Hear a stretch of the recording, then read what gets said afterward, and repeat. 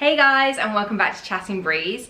So today we're going to be talking about money, honey, money, money, money, money. Yeah, that one.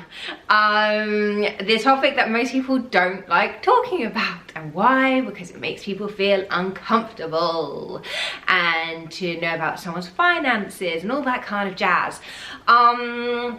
However, we're going to avoid this taboo and just get to it, really, because I think it's really helpful knowing how someone was able to get the finances to start a business. So when I look online, or when I was looking online when I had my original idea, I was looking at kind of how people had built their businesses and how they'd got their finances to set it up and everything, and a lot of them were saying, oh, I set my business up and it only cost me, I don't know, $300, or it only cost me $400, whatever.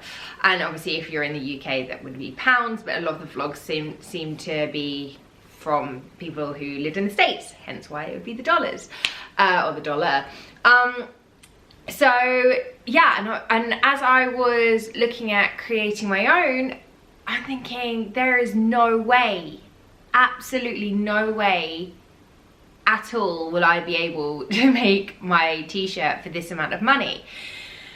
And I then tried to look a little bit further into it, because I was thinking, okay, so a lot of the vlogs that were coming up, or a lot of the information that was coming up, was for people who were just putting a logo or putting a brand on a already made t-shirt. So they were just going to manufacturers, buying the t-shirts in bulk, which obviously they could do for, you know, kind of a little amount of money because they're relatively cheap, and then just finding someone that they could print, that could print the brand onto their t-shirts. Or they were doing it from home, buying the branding stuff, but knowing that the amount of people who probably are going to be purchasing the items initially would be fairly low, of course, which then would enable them to gain some more money if they wanted to buy bigger, heavier machinery to do more.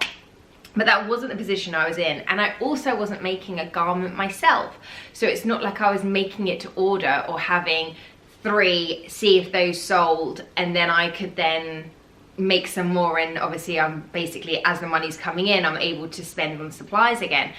What I was wanting to create, I had to be done in bulk because I couldn't do it any other way. It was going to be something which was new on the market, which no one had created before, and it was something that I was having to invent myself, which meant that any manufacturer that I chose was going to have to work with me and over quite a long period of time, which meant obviously that comes at a cost to a degree. So as I started to look into my own thing and realizing that, okay, this wasn't going to be hundreds, this was going to be thousands that I was going to need to invest.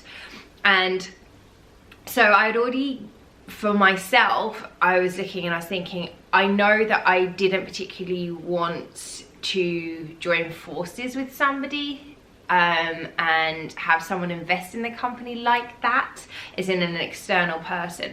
So that's obviously one way that you can go about getting finances. You can go and you can seek revenue from other people. So whether it be, you know, a business person and you're a startup company, or there's loads of startup sites that people can invest in products for and all that kind of stuff. So, but I knew that I didn't want someone else kind of coming in and then maybe having a say, because unless they were going to be a sleeping partner, which means that that person literally just gives you the money and then takes a step back and just wants a return on it. They don't want any input into it. But there's going to also be a lot of people who are going to want an input into it. And then it's that fine line, isn't it, as to trying to get the right person. And it can happen, but to have a harmonious working relationship, if you are the creative side of things and they want to stay on the business side of things, fantastic. But if they want to start to come into the creative side of things, it makes things a little bit more difficult when that's not where you wanted your line to go. So for me, that just wasn't an option, really.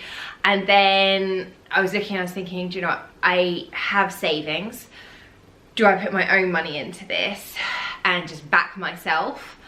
But I was still short. So for the cost, because my costs went up as manufacturing came. So initially it was only going to cost, I say only, it was going to cost around £5,000. And I was at a point that I was like, okay, well, that could be doable. You know, I've got my savings. I could just put all the savings in there and just be done with it.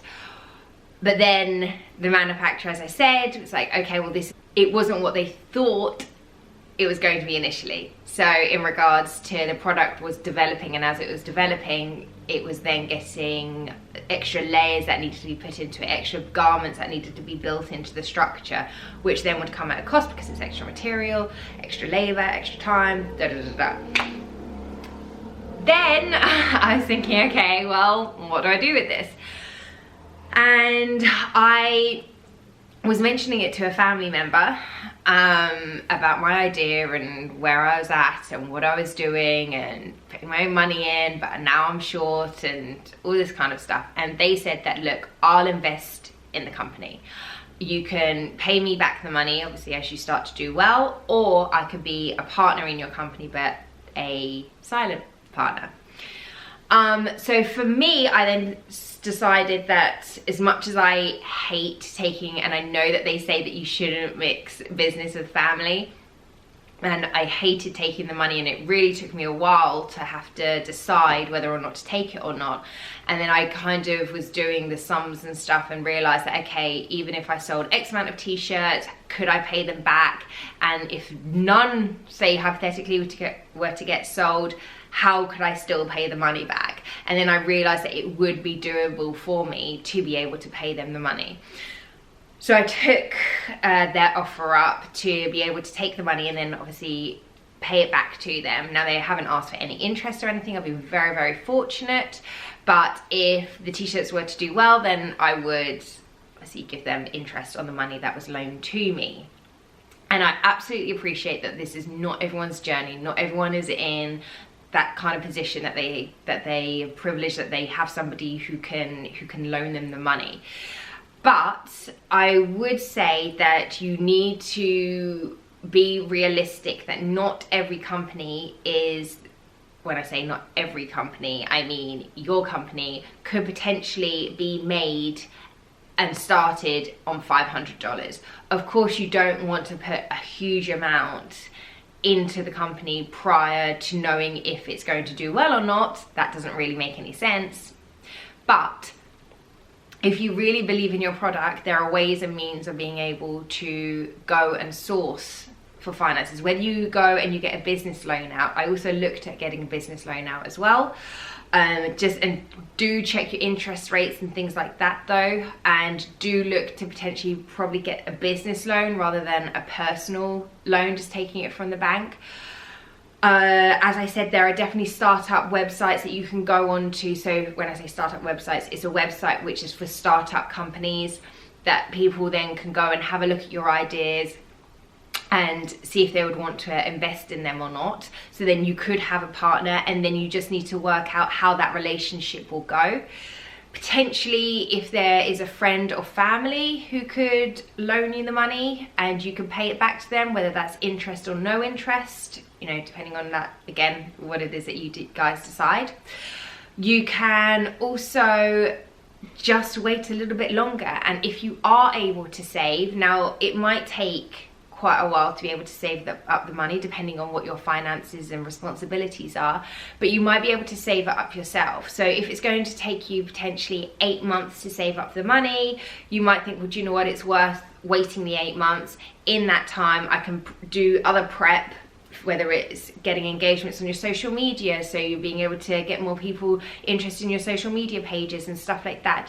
Don't think that just because you're waiting for that, you can't do anything prior to it.